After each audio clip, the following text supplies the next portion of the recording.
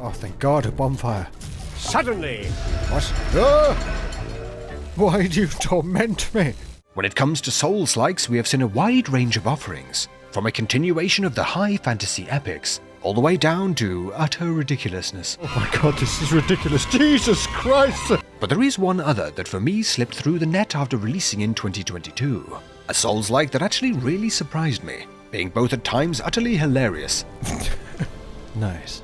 As well as having sparks of pure genius. A blend of, on occasion, brutal difficulty. No. Oh, God. Mixed with a highly unique world filled with all manner of oddities. Today we are diving into a game that took me completely by surprise, while leaving plenty to be discovered if you plan on trying it out yourself. And an adventure I regret to say, finally led to a Souls-like breaking me completely. I can't believe that just happened. Today, my friends, we go on an adventure into the Last Hero of Nostalgaia. And while we're on the subject of punishing gaming environments, if you prefer to roll with some friends into an exciting, massively multiplayer fight for survival, you can check out today's sponsor, StarCraft X. StarCraft X is a satisfying blend of FPS and RPG, providing a huge online experience set in the Chernobyl exclusion zone, filled with all kinds of PvE and PvP activities, including deep, brand new faction storylines, heart-pounding player clan warfare, and even the opportunity to set up your own shelter, customizing and crafting in your own personal slice of this unforgiving land. Jump in now and experience their Black Raid event, where players take on the role of black market mercenaries, tasked with stealing advanced technologies to extract with before time runs out, fighting back creatures with unique abilities, making the mission even more challenging. StarCraft X is free to play, and if you use the welcome bonus code in the description or in the pinned comment of this video, you can get your hands on some juicy in-game rewards to get you started. Head to the description to find out more about this brutal but oh so satisfying MMO. Huge thank you to StarCraft X for sponsoring the video. Now, let's get nostalgic. The Last Hero of Nostalgaia begins with without a doubt the silliest character creator I have ever seen. Getting a look at our stick figure starting character, with Souls-like mainstays such as being able to select a starting class, coupled with a range of sliders that do absolutely bugger all, leaving me baffled at their inclusion. And when beginning the game, realizing that I was not the only one. Yes, indeed. It is called Nostalgaia, where the— Wait! Cut! Was that your customization screen? Oh, almighty save me. I don't know what you are, but you're no hero. So, I'm not playing the intro. Loading into the starting zone and going through the typical motions of many Souls-likes, checking the controls and hacking away at our first enemies. It's not long before stumbling across some not-so-typical sights, arriving at what seems to be a break room for the land's NPCs, a room with reminders such as remember to occasionally miss, and die with gratitude, hanging on its walls. Curious indeed. Made even more strange with the narrator continuing to be a bit of a tit to our hero. What was this peculiar stick figure? And had it even noticed how retro everything was becoming? Of course not! It was made out of pixels, it was part of the problem. Progressing further, we come across a— Suddenly, a simple sentry transformed into an impossible adversary. One written to crush the stick figure on sight. But not to worry, as after some expertly executed stealth,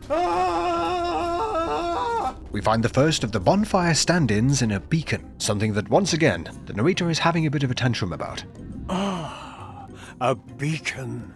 A conduit through which heroes once communed with Nostalgaia. Don't you dare lay your pixels upon it! But once touching it, activating a surprising reaction. This quite stylish transformation we will find out a little bit more about later on, but of course is commented upon once again by the grumpy narrator. What in the void are you? Oh, you don't know what you are, or why you're here. Do you want me to guide you? You are no hero, and I am no travel brochure. Now, I have no idea what your little gestures were meant to convey, probably rude, but I will tell you what you are. Proof that Nostalgaia is dying. Making our way towards the exit, we are thrown into the first boss encounter, strutting towards us like a backup dancer in a music video. Taking out this foe after suffering our first death along with getting an achievement for getting an achievement, we receive a new shield for our trouble and make it out of the tutorial zone, coming across Nostalgaia's version of Firelink Shrine, that to my surprise actually gives off a similar feeling of Souls games' main hubs of the past, such as the wistful ambience of Majula Sin in Dark Souls 2.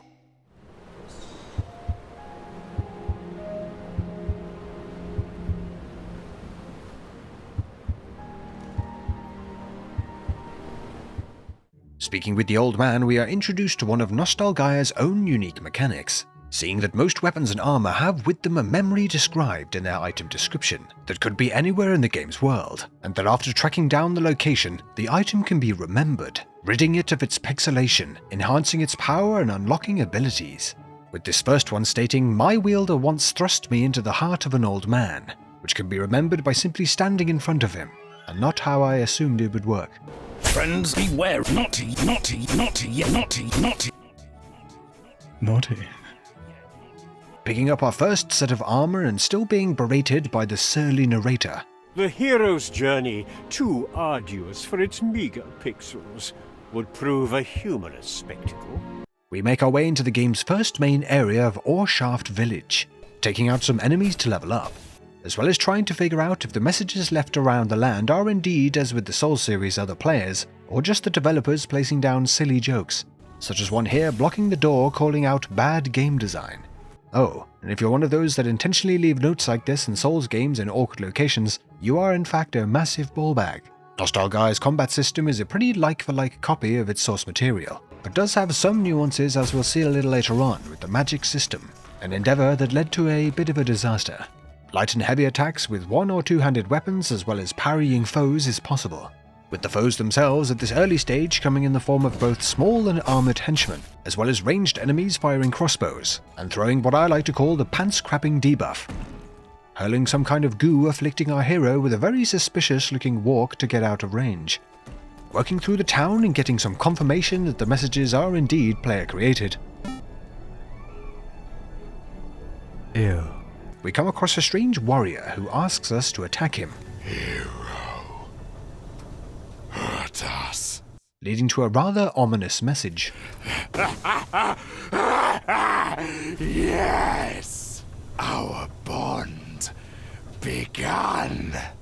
Battling through the village and tussling with a baffling mini-boss.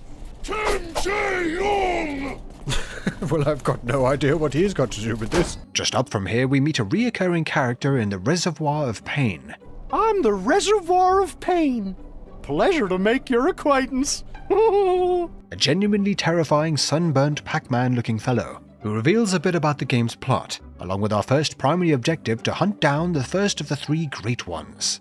This odd bloke is also unkillable, with him rather enjoying being smacked about. I can take it. Okay, I'm never doing that again. A creepy little dude, indeed. Without going into any of the later plot points, the game's setting is by far one of its most creative and interesting elements, set in a world degrading back into pixels, with retro spreading across the land, taking back its environments, as well as its inhabitants and items. As we saw before when remembering an item, it will transform from its pixelated state back into a fully 3D model, bringing it back to full power to fight back the army of often vicious pixelated enemies.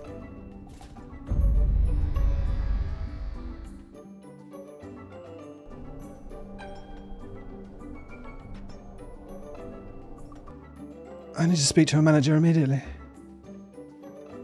Exploring further, unlocking more beacons to heal the land and level up. We also unlock access to both the game's blacksmith, along with a vendor, who we have to tie to the wall with shackles to stop him from ravaging us, turning our attention to tracking down the first of the Great Ones. It's in the mines we get a further taste of just how unforgiving the game's mobs can be, especially when coupled with the game's nasty habit of now and again just forgetting it has enemy hitboxes, or deciding that lock-ons are purely for aesthetics, with lock-ons, as with most Souls-likes, most definitely required to avoid embarrassing incidents.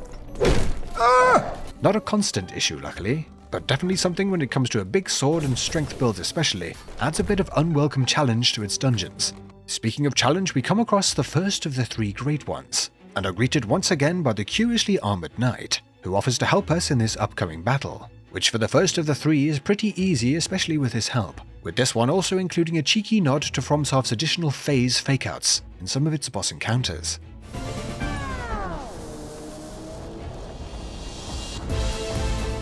With the difficulty ramping up as the game progresses, as we'll see a little later, but I won't be showing any of the more plot-central encounters in case you plan on picking up the game yourself. In victory, we are rewarded another weapon, as well as another chat with the pink pantsless nightmare. Okay, either this is the same person leaving these, or there is a very concerning theme around fingers in arses developing here. Battling towards the next great one, being insulted and harassed by the ever more unhinged narrator. Perhaps one more interference? Suddenly! Choo-choo! Why? What's nice to see in Nostalgaia is a genuine attempt to add a unique spin to its world, leaning away from the standard gritty fantasy setting to provide unique and interesting feeling environments to explore, something that goes a long way since a lot of the other elements of the game are so close to the mark in its emulation of the Soulsborne series. Highly cryptic messages with mysterious characters that some, as I found out, can actually be attacked, finding out after taking a swing expecting another silly line of dialogue, but only managing to totally ruin the questline in the process. Hope no longer blinds me. Weapon owning, for example, is exactly how it can be found in the Souls games, and they even include little messages left by other players littering the floors, that after a particularly hair-raising moment, finding out that they're not just for visuals alone. Well, I guess I could probably use... Oh! Ooh! Touché. Adventuring further, we battle through the mines, into a great hall, housing some highly recognizable references to other games. However, as opposed to a lot of other parody titles, these actually being tied into the game's plot, of the entire video game world degrading backwards into its more primitive pixelated beginnings. Reaching a grand auditorium, we are greeted by the hooded man once more, who grants us the power to restore the flickering doors around the land that have lost their memory, not only allowing us to progress but also unlocking the doors we have already seen on our adventures, further encouraging revisits to locations, along with unlocking the memories for our items, taking out another shrieking mini-boss. What? Oh, good lord, calm down. I've never known a pothead be so aggressive. We come across a locked-up hero, finally getting to start some of the game's side quests. As I mentioned before, the side quests in Nostalgaia are just as incredibly cryptic as those found in FromSoft's offerings. You must seek out the spectral chimpanzee and cup the balls of the dragon of Anubis while blasting a fart into the face of the elder turtle. Only then will you unlock the door of the angry hamsters. Safe to say that even if you don't do something silly like me, swinging a sword at an assumed unkillable NPC in a bid to get some more crazy dialogue, the side quests can be easily missed and become completely locked out of, but worth looking into, as most of the characters are not only really well voiced, even the bonkers ones. Oops. Heroism need no longer be the spirit of division, but will actually open up a couple of additional bosses to fight for those brave enough to seek them out. Oh, just do one, you bastard. Don't you understand? These are Souls-likes. I can't get them to repeat the dialogue if I don't get it in this clip, then I'm f***ed. Taking on the next of the great ones that jacks the difficulty and silly factor up a decent notch, we unlock access to the next area, by way of the narrator, surprisingly, coming in handy for once. Suddenly, and for no reason at all, and without implying any third-party emotional investment, hope bridged the divide. Well then, wahoo. This next area is a nightmare-tinged version of the Lost Woods from The Legend of Zelda, complete with recognizable skellies and skull kids to battle, while exploring its dark corners. And of course with this game, also having some less than expected elements tucked within. I'm stuck on the freaking golf course. But once again adding some pretty creative and on occasion disturbing spin-offs on some gaming icons. Oh my god, not Wahoo. Definitely not Wahoo. It's here for me where the attempt at creating intricate shortcuts, mostly via the NPC break rooms, clashed face first into the restriction of only being able to travel to one chosen beacon, as opposed from bonfire to bonfire as seen in the Souls games. Some of the game's shortcuts are well placed, but as the amount of areas increased, with them all housing remembrance locations to backtrack to, only being able to choose one beacon to travel to, over time started to become a bit of a pain in my assholes, running around the break rooms trying to remember where each of the shortcuts came out in a particular zone, and wished the developers had simply let the players travel from them freely from any of the game's beacons, something that only got more frustrating as we got deeper into the game's world. Rehabilitation is not cruelty. I knew it!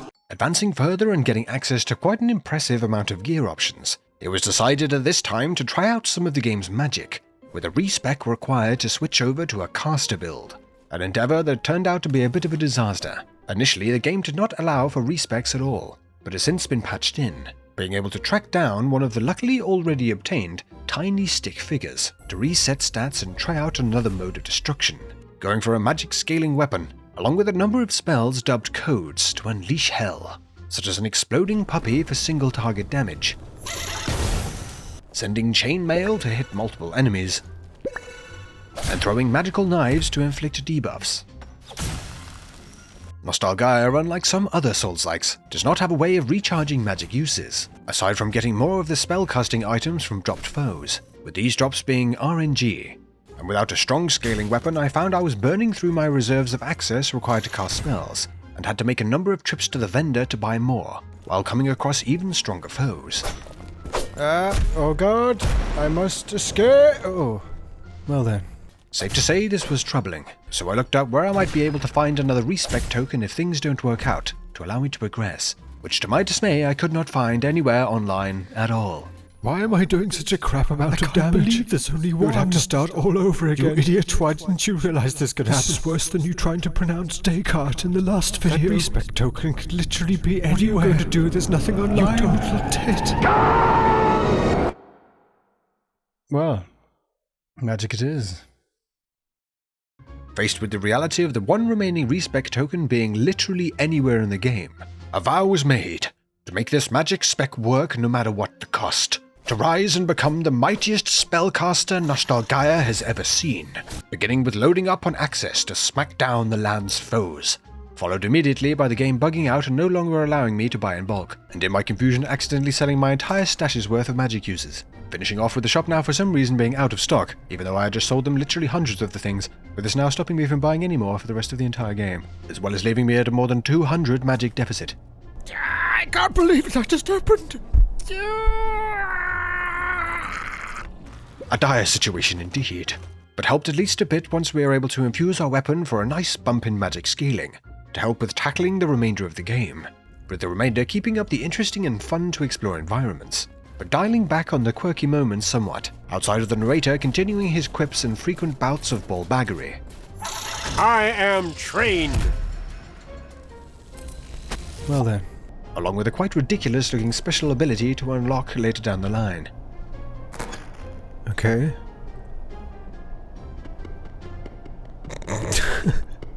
The Hero of Nostalgaia overall has a couple of interesting and unique mechanics in its remembrance system for items and doors, breathing life into zones long after the first visit.